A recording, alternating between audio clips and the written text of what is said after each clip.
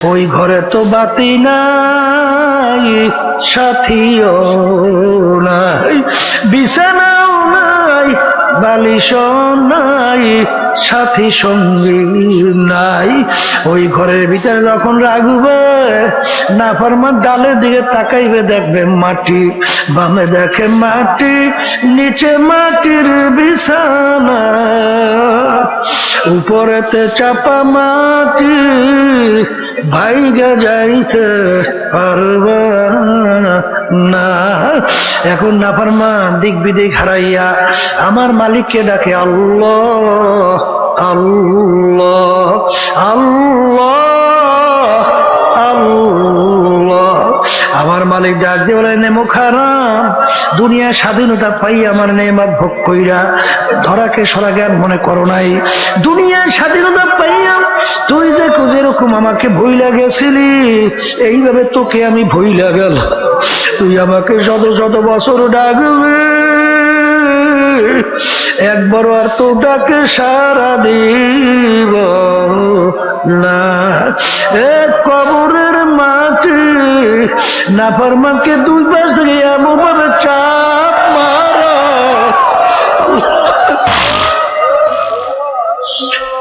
এক পাজরে হাত দিলি অন্য পাজরে মিশাইয়া দাও, আমার কাছে কোনো খাতির হবে না।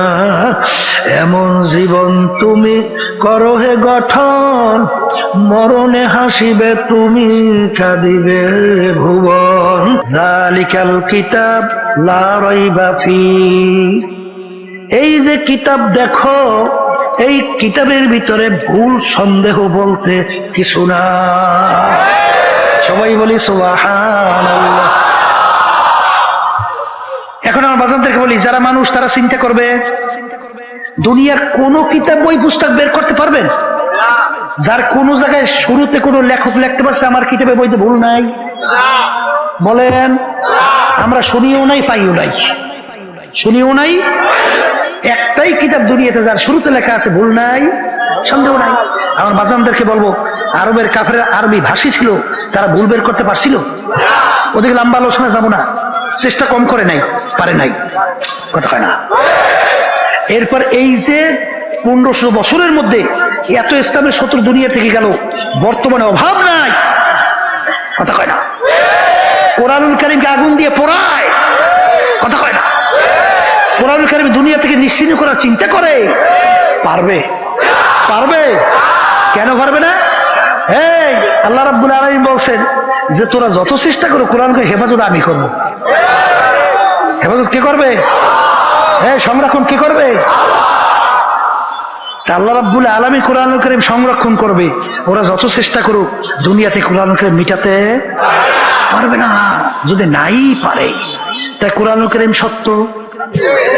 আমি আসতে কইছি পরীক্ষার জন্য, আমরা ওদের আসতে কর কি সত্য? সত্য? হ্যাঁ, যদি সত্য হয় তাইলে আমার বাজানদের সাথে কথা আছে, কথা বলছে।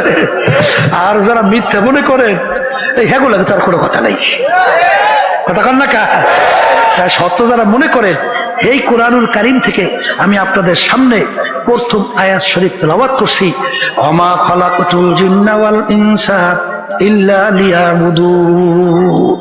আল্লাহ রাব্বুল আলামিন বলতেছেন, আমি 18,000 কম বেশি মাখলুকাত সৃষ্টি করছি। আল্লাহ 18,000 কম বেশি মাখলুক সৃষ্টি করছেন না? আল্লাহ বলতেছেন এর ভিতরে দুইটা মাখলুকাত, একটা হলো মানুষ আর একটা হলো জিন। কয়টা? এই দুইটা মাখলুকাত আমি সৃষ্টি করলাম কেন? আল্লাহ বলতেছেন আমার ইবাদতের জন্য। সবাই বলি সুবহানাল্লাহ। আল্লাহ রাব্বুল আলামিন আমাদেরকে বানাইছেন কেন? মুখ খুলে সবাই বলেন, কিসের জন্য? এখন বলতে পারেন হুজুর তাহলে অন্যান্য মাখলুকাত গুলো আল্লাহ কেন বানাইলেন? আল্লাহ রাব্বুল আলামিন ওই সত্য কোরআনুল কারীমের ভিতরে ঘোষণা করেন, ওয়া খুলিকা লাকুম মা ফিল আরদি জামিআ। অন্যান্য মাখলুকাত গুলো আমি কেন বানাইলাম তোমরা শুই না নাও। আমি অন্যান্য মাখলুকাত গুলো বানাইলাম তোমাদের জন্য। সুবহানাল্লাহ। অন্যান্য মাখলুকাত আল্লাহ আমাদের জন্য বানাইছেন, এখনই বুঝবেন। এই যে আমরা সূর্য দেখতেছি, এই সূর্য আমাদের দরকার আছে না নাই? সূর্য না থাকলে মানুষ থাকবে, দুনিয়া থাকবে, মানুষ বাঁচবে? তাহলে সূর্য আমাদের মানুষের দরকার আছে। একটা মানুষ যদি দুনিয়া না থাকে সূর্যের হবে কি? ভালো করে বুঝেন, কিছু হবে? তাহলে সূর্য আমাদের জন্য বানাইছে, কথা কয় না? এই পানির ভিতরে মাছ আমাদের দরকার আছে। একটা মানুষ না থাকলে মাছের হবে কি? তাহলে এই মাছ বানাইছে আল্লাহ কাদের জন্য? এক গরু আমাদের লাগে, এই যে একটা মানুষ দুনিয়া না থাকলে গরু হবে কি? তাহলে গরু আল্লাহ বানাইছে আসতে কন আমাদের জন্য। গাছ আমাদের দরকার আছে, একটা মানুষ দুনিয়া না থাকলে গাছের কি হবে? তাইলে সমস্ত মাখলুক আল্লাহ বানাইছেন আমাদের জন্য, আর আমাদেরকে আল্লাহ বানাইছেন আর একটু আসতে কন তার ইবাদতের জন্য। এখন ইবাদত বোঝা লাগবে না, এই বুঝের জন্য মাহফিল, কথা ঠিক না? ইবাদত একটা আরবি শব্দ। ইবাদত কি শব্দ? উর্দুতে বলে গোলামি, বাংলা অর্থ মালিকের হুকুম অনুযায়ী চলা। এটা মুখস্থ করেন, বলেন মালিকের হুকুম অনুযায়ী চলার নামই হলো ইবাদত। বলেন মালিকের হুকুম অনুযায়ী চলার নামই হলো ইবাদত। কথা ঠিক আছে? এখন আমার বাজানদেরকে বলবো, এইটা একটু সহজ বোঝার জন্য, এই নামাজ ইবাদত না? আসতে পারে নামাজ পড়া, নামাজ না পড়াও কিন্তু ইবাদত, এটা বুঝলেই হইবে। রোজা, রোজা আল্লাহ আমাদের জন্য ফরজ করছেন ইবাদত, আবার রোজা না রাখাও কিন্তু ইবাদত। আমার কাছে আশ্চর্য লাগছে না? এখনই বুঝবেন সূর্য উঠতেছে, ওই সময় যদি কেউ নামাজ পড়েন সব না গুনাহ? আবার কোন সূর্য যে মাথার উপরে চলে আসছে, এই নামাজ পড়ছেন সব না গুনাহ? সূর্য ডুবতেছে, ওই সময় যদি নামাজ পড়েন সব না গুনাহ? পড়ছেন নামাজ, পাইছেন কি? নামাজ পড়ে সব পান নাই, ভালো করে বোঝেন। এই রোজা রাখলে সব না গুনাহ? কিন্তু কেউ যদি ঈদের দিন রোজা রাখেন সব না গুনাহ? রাখছেন রোজা, পাইছেন কি? কারণ কি বলেন? ওই নামাজটা মালিকের হুকুম অনুযায়ী হয় নাই, এই জন্য নামাজ পড়ছেন সব পান নাই। ওই রোজাটা মালিকের হুকুম অনুযায়ী হয় নাই, এই জন্য রোজা রাখছেন সব পান নাই, পাইছেন আমল নামায় গুনাহ। তাহলে এক কথায় যেই কাজটা মালিকের হুকুম অনুযায়ী হবে সেটা ইবাদতের ভিতরে গণ্য হবে। এইটা কি আলহামদুলিল্লাহ বুঝাতে পারলাম? এটা বুঝাতে পারলাম? এখন আলহামদুলিল্লাহ, তাহলে এখন ওয়াজ করা সহজ হয়েছে না? মাশাআল্লাহ। এখন আমার বাজানদেরকে বলি, এই আমার মালিকের হুকুম প্রতিটা মানুষের ব্যক্তিগত জীবনে আছে না নাই? মুখ খুললে বললেন। পারিবারিক জীবনে, এই সামাজিক জীবনে, এই ব্যবসা বাণিজ্যে, রাজনৈতিক, আন্তর্জাতিক, সুরাতে সিরাতে, এই সব ক্ষেত্রে মালিকের হুকুম আছে। তাহলে এইটা বোঝা লাগবে। এখন এই ব্যক্তিগত জীবন অনেকে তো গুরুত্ব দেন না, রাগ করিয়েন না কেউ, বাজার বোঝার চেষ্টা করে, বোঝার চেষ্টা করে। এই যে লাম্বা জামা কইছিন আমরা গাই দেই, এই পোশাকের ব্যাপারে মালিকের কোনো হুকুম নাই আছে? আমার মালিক কি বলছে? লেবাসুত তাকওয়া যালিকা খায়র। আমার মালিক বলতেছেন পরহেজগারি লেবাস তোমাদের জন্য উত্তম। সবাই বলি সুবহানাল্লাহ। পরহেজগারি লেবাস কোনটা? এটা বোঝা লাগবে না? এই ওয়া মা আরসালনাকা ইল্লা রাহমাতাল লিল আলামিন। আল্লাহর রাসূলকে আল্লাহ পাঠাইছেন শান্তির দূত হিসাবে দুনিয়াতে, কথা ঠিক কি না? আল্লাহ রাসূল সাল্লাল্লাহু আলাইহি ওয়াসাল্লাম বলেন বুইসতু মুআল্লিমা, আল্লাহ রাব্বুল আলামিন আমাকে পাঠাইছেন ওস্তাদ হিসাবে।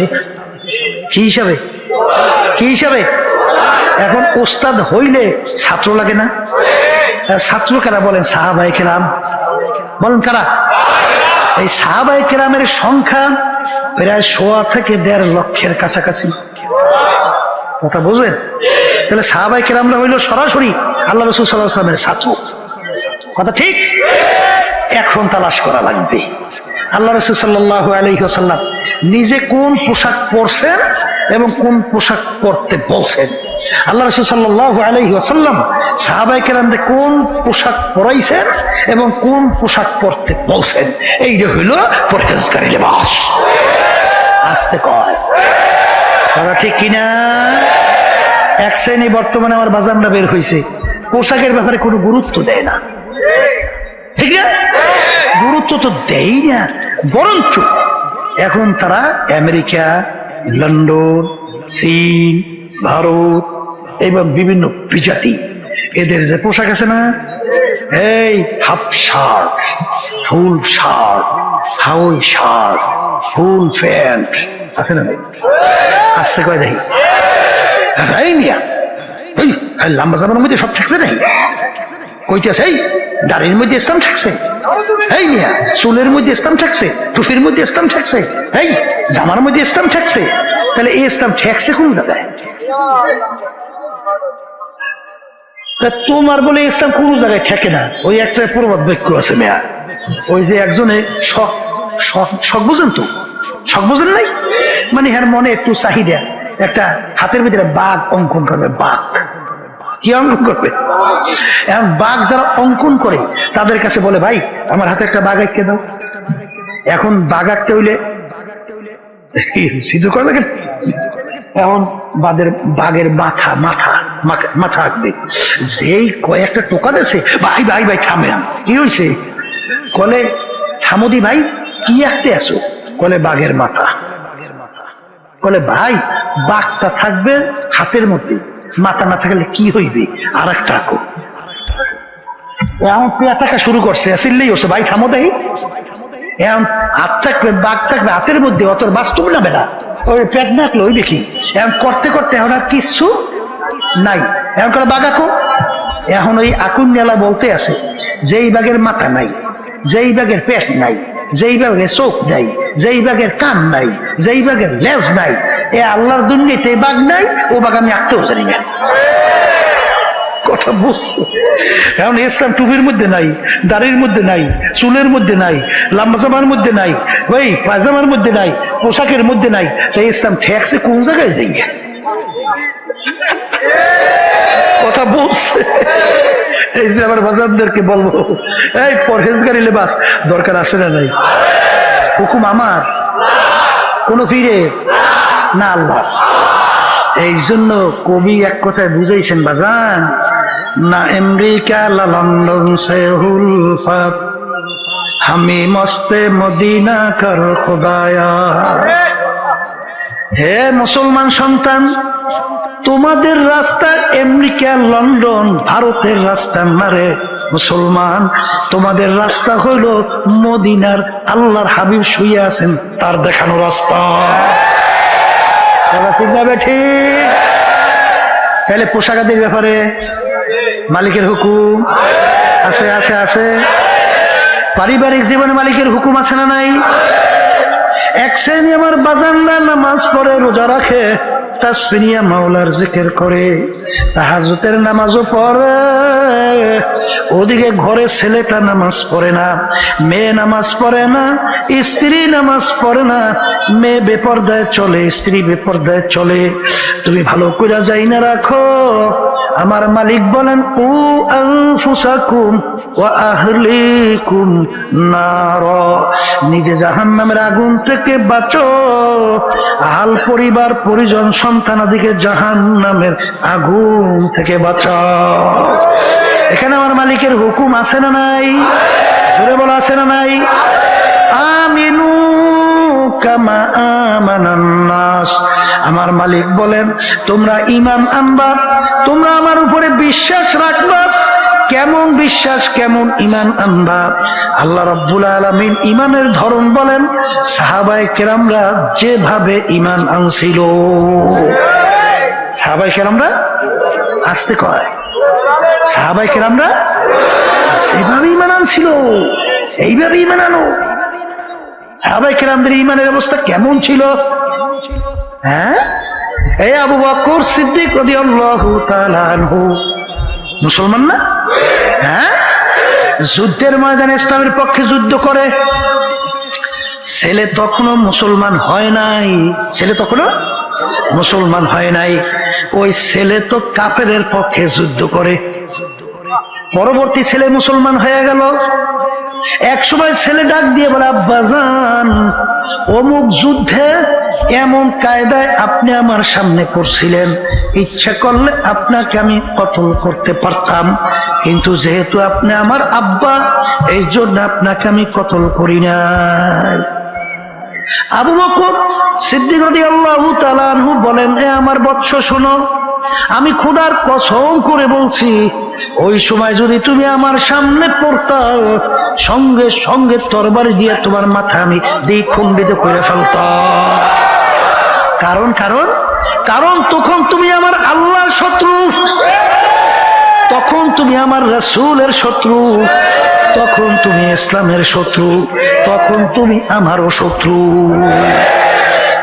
হে আল্লাহর বান্দারা, হাদিসের ভিতরে আসছে, আল্লাহ রাসূল সাল্লাল্লাহু আলাইহি ওয়াসাল্লাম বলছেন, কিয়ামতের ময়দানে 7 প্রকার লোককে রব্বুল আলামিন ডাইকা ডাইকা তার স্পেশাল আরশে ছায়া দান করবে।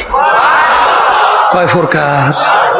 এর ভিতরে এক প্রকার হলো হুব্বু ফিল্লাহ বুগযু ফিল্লাহ, যারা মহব্বত রাখবেও আল্লাহর জন্য, অর্থাৎ আল্লাহর সন্তুষ্টির জন্য, আর যারা মহব্বত ভাঙবে ছাড়বেও আল্লাহর সন্তুষ্টির জন্য, এই দলীয় লোকদেরকে রব্বুল আলামিন ডাইকা তার আরশে ছায়া দান করবে। কথা ঠিক না ঠিক? বর্তমানে এক শ্রেণী আমার বাজানরা বেরোছে, দল করে, দল আস্তে করে, কি করে বোঝেন নাই মনে হয়, কি করে? এই দলের নেতা নেত্রী ইসলামের বিরুদ্ধে আইন পাশ করলো না ইসলামের বিরুদ্ধে হুকুম দিল, আরে নাকি নাকি না নাকি করলো, চিন্তা ভাবনা না কইরা দল করে তো করে, দল ছাড়ে না।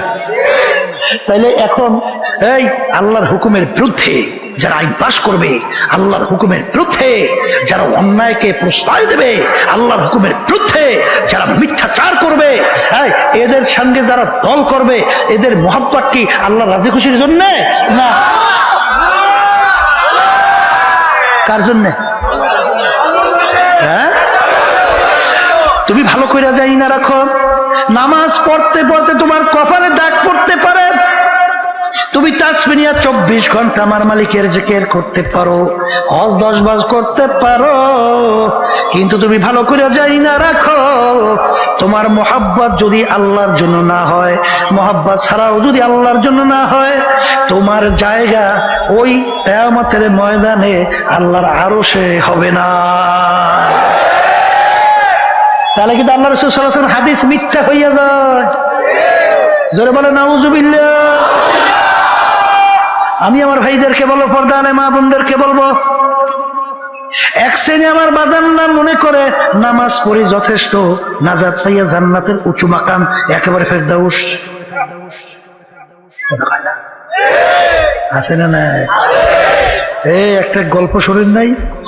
এই প্রবাদ বাক্য, স্বপ্নের মধ্যে আপনার দেশে, আমিও তো এই ভোলাইয়া নাতি, বুঝছেন, আমার নানা বাড়ি কিন্তু দেউল তালুকদের বাড়ি বুরহানুদ্দিন, বুঝছেন তো, আমি আপনাকে এই মাঠেরই তো সন্তান, তাই সেই হিসেবে বলতেছি, আপনাকে দেশে তো ওই শীতের দিনে হাঁসের গোশ খুব কায়দা করে খায়, তৈলাক্ত হাঁস নাকি, তৈলাক্ত হাঁসের গোশ আর রুটি পিঠা বানাইছে চাউল দিয়া, খুব সুন্দর মোলায়েম মশালায়ও, বুঝলেন?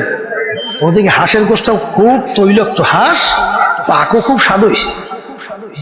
এখন ঘুমে স্বপ্নের মধ্যে মজামাই দিয়ে হাঁসের গোশ আর রুটির পিঠা খায়, এর মধ্যে খায়,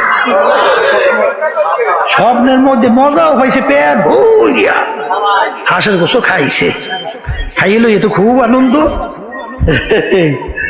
এই হাঁসের গোশ আর রুটির পিঠা, এই স্বপ্নের পেট ভরছে, পেট ভরছে, বরঞ্চ পাশে যে খাতা খেতা ছিলেন তো, চাবাইয়া ফাতা ফাতা, জোরে আসবে না জানি, ওই হাঁসের গোশ রুটি চাবাই, কেউ দিলে খাতা চাবায়, জোরে বুঝছেন কথা? তাহলে ওই স্বপ্নের হাঁসের গোশ রুটি পিঠায় কোনোদিন পেট ভরে না। যারা নাকি ওমা খলাকতুল জিন্না ওয়াল ইনসা ইল্লা লিয়াবুদুন, মালিক তোমাকে আমাকে বানাইছে তার হুকুম অনুযায়ী চলা। এই আল্লাহর বান্দারা, পর্দা আলেম মা বোনেরা, আমরা নামাজ পড়ি, আমরা রোজা রাখি, মালিকের হুকুম পালন করি। আমাদের নামাজ দিয়ে আমার মালিকের কিন্তু কিছু আসে যায় না। এই তোমার আমার নামাজ দিয়ে আল্লাহ করবে কি? আসতে কয় নামাজ দিয়ে কোনো কাজ আছে? এই আমরা রোজা রাখি, রোজা দিয়ে আল্লাহ করবে কি? কোনো কাজ আছে? আমরা হজ করি, হজ দিয়ে আল্লাহ করবে কি? কোনো কাজ আছে? আমরা কোরবানি পশু জবাই করি, এর রক্ত গোশত আল্লাহ দেয় কি? নেয় কি? দেখে কি পায়? তোমার আমার ভিতরে অবস্থা, কথা ঠিক কিনা? হুজুর নামাজ পরীক্ষা, আর আমার মালিক পরীক্ষার জন্য দুনিয়াতে পাঠাইছে মেয়া। এখানে মেয়া করে তোমার সমস্যা যে ও আল্লাহর বান্দারা ভাই, বুঝছেন? মালিক আমাদেরকে পাঠাইছে কিসের জন্য? কথা হয় না? পরীক্ষার জন্য। আমার মালিক বলছেন লিয়াবলুয়াকুম আইয়ুকুম আহসানু আমালা, আমি পরীক্ষার জন্য পাঠাইছি, আমার হুকুম অনুযায়ী কেটা করো আর কেটা করো না। এই জন্য আমি স্বাধীনতা দান করছি। পরীক্ষার ফলে ছাত্রছাত্রী পরীক্ষা দেয় 3 ঘন্টার জন্য, ওখানে কোনো বাধা নিষেধ আছে? যা মনে করে তা লেখে, বাধা দেওয়ার কোনো আইন আছে? তাহলে পরীক্ষার হলে স্বাধীনতা দিয়া আমার মালিক বলতেছে এইটা কর, এইটা করিস না, আমি দেখবো আমার কথা মানো কিনা। কথা বলছে? যারা মানবে আমার মালিক তাদের জন্য বেশারা সুসংবাদ, তোদের জন্য আমি মেহমান খানা বানাইয়া সাজাই আমি অপেক্ষা করতে আছি। এই কথা ঠিক না? ঠিক। আর যদি আমার কথা অনুযায়ী না চল, তাহলে জেলখানাও বানাইছি। ওই জেলখানার মধ্যে এক এক অপরাধের জন্য বিচারকের সামনে যখন আসামি বলে স্যার অন্যায় করছি একটা, মাফ করিয়ে দেন, আর করবো না, ওয়াদা করতেছি। জজ সাহেব মাফ করে না? করে। বলে ওরে আসামি, মাপের কোনো আইন নাই, অন্যায় একটা করছো, একটা শাস্তিই দেব, 2টা দেব না। কথা ঠিক? তাহলে 1 ওয়াক্ত নামাজ পড়বেন বলতে বলতে অন্য ওয়াক্ত আসছে। কেউ যদি ইচ্ছা করে 1 ওয়াক্তের নামাজ নিয়ে অন্য ওয়াক্তে কাজা কইরা পড়েন, এই অপরাধের জন্য 2,88,00,000 বছর জাহান্নামের আগুনে জ্বলা লাগবে। একটা রোজা যদি কেউ ইচ্ছা করে ছাইরা দেন রমজান মাসে, কম পক্ষে 70,000 বছর জাহান্নামের ওই জেলখানা আগুনে জ্বলা লাগবে। কেউ যদি ইচ্ছা করে একটা মিথ্যা কথা বলেন, একটা কবিরা গুনাহ হবে, আর একটা কবিরা গুনার জন্য কমপক্ষে 7,000 বছর জাহান্নামের আগুনের ভিতরে জ্বলতে হবে। কেউ যদি যেই মহিলাদের সঙ্গে দেখা দেওয়া জায়েজ নাই, সেই মহিলাদের সঙ্গে যদি ইচ্ছা করে দেখা দেন, একটা কবিরা গুনাহ হবে, আর একটা কবিরা গুনার জন্য কমপক্ষে 7,000 বছর জাহান্নামের আগুনে জ্বলতে হবে। এ আল্লাহর বান্দারা, আল্লাহ রাসূল সাল্লাল্লাহু আলাইহি ওয়াসাল্লাম বলেন, কেউ যদি হারাম মালের দ্বারা রক্ত এবং গোশত তৈরি হয়, তার জায়গা জাহান্নাম, ছাড়া হবে না। আমিনু কামা আমানান নাস, তোমরা ঈমান আনো সাহাবায়ে কেরাম যেভাবে ঈমান আনছিল। বাজান একটা উদাহরণ খেয়াল রাখা দরকার। আবু বকর সিদ্দিক রাদিয়াল্লাহু তাআলা আনহু গোলাম ছিল, আজাদ করে দিয়া বলে, গোলাম তুমি আজাদ, মাঝে মাঝে কিছু খাদ্য নিয়ে আসতে বলে নিয়ে আইসো। মাঝে মাঝে খাদ্য নিয়ে আসে। তুমি কিভাবে কামাই করছো? যখন দেখতেন হালাল তিনি খাইতেন। বাজান একদিন পেটও আবু বকর সিদ্দিক রাদিয়াল্লাহু তাআলা আনহু, তার পেটে বড় ক্ষুধা, গোলাম খাদ্য নিয়ে আসছে, জিজ্ঞাস না কইরে খাদ্য খাইয়া ফেললো। গোলাম ডাক দিয়ে বলে, হযরত আপনি না জিজ্ঞাস করে কেন খাদ্য খাইলেন? তখন বলেন, বাবা তুমি তো অন্য সময় হালাল উপায়ে তুমি আনো, আজকেও চিন্তা করছি হালাল উপায়ে আনছো, পেটেও বড় ক্ষুধা, জিজ্ঞাস না করে খাইয়া ফেলছি, এখন বলো কিভাবে তুমি কামাই করছো? গোলাম বলে, হুজুর আমি যখন কাফের ছিলাম, জাদুবিদ্যার মাধ্যমে একটা লোককে তদবির করছিলাম, সেই লোকটার সঙ্গে এখন দেখা, লোকটা ভালো হয়ে গেছে, ওই যে ভালো হয়েছে ওই বিনিময় আমাকে এই খাদ্য দিছে। তখন আবু বকর সিদ্দিক রাদিয়াল্লাহু তাআলা আনহু বলেন, আল্লাহু আকবার, আল্লাহু আকবার। বাজান জাদুবিদ্যার মাধ্যমে তদবির করা কামাই সম্পূর্ণ হারাম। তুমি তো আমাকে হারাম খাওয়াইছো। এই কথা বলে তিনি গলার ভিতরে আঙ্গুল দেওয়া শুরু করলো। লোকেরা বলে, হযরত আপনি তো না যাই না খাইছেন, আল্লাহ তো মাফ কইরা দেবে। আর বর্তমানে যদি আমাদের যুগ হইতো, কত ফতুয়া বের হইতো, তার কোনো শেষ নাই। কথা ঠিক না? ঠিক। এই আর সে বলতেছে হারাম খাদ্য আমার পেটের ভিতরে আমি হজম হইতে দেবো না। হযরত তাইলে পেট ভইরা পানি খান, পানি খেলে গলার ভিতরে আঙ্গুল দেওয়ার সঙ্গে সঙ্গে খাদ্য বের হয়ে আসবে। তিনি পেট ভইরা পানি খেইলো, গলার ভিতরে আঙ্গুল দিল, বমি হলো, তারপরে হারাম ওই খাদ্য ভিতর থেকে বের হয়ে আসলো। তিনি বলেন, আলহামদুলিল্লাহ, হে আমার মালিক, দয়া মায়া করে হারাম খাদ্য আমার থেকে বের করছেন। এই ছিল তাদের ঈমান, এই ছিল ঈমান। আর বর্তমানে একদল বের হইছে, এই ক্ষমতা পাইয়া ক্ষমতা সম্পূর্ণ দলের সঙ্গে জড়াইয়া টেন্ডারবাজি, সাদাবাজি, জুলুমবাজি, মিথ্যাবাজি, ধোঁকাবাজি, এইটা করে সম্পদ তো গুছায়। শুধু তাই না, এই কানাডা সহ বিভিন্ন দেশে বেগম পাড়া পর্যন্ত তৈরি করে। ওদিকে যখন বয়স হয়, তখন যায় কই, কোলে বইলেন নেতায় হজ করতে যায়, কই হজ করতে যায়। হজ দিয়ে আইসে এখন নেতা রাতে কোনে তসবি যায় না, তসবি করতে আছে, বানছে বেরু একটা লাগাইছে, লম্বা জামা গাই দিয়া, এখন তো একের হাজি সাপ।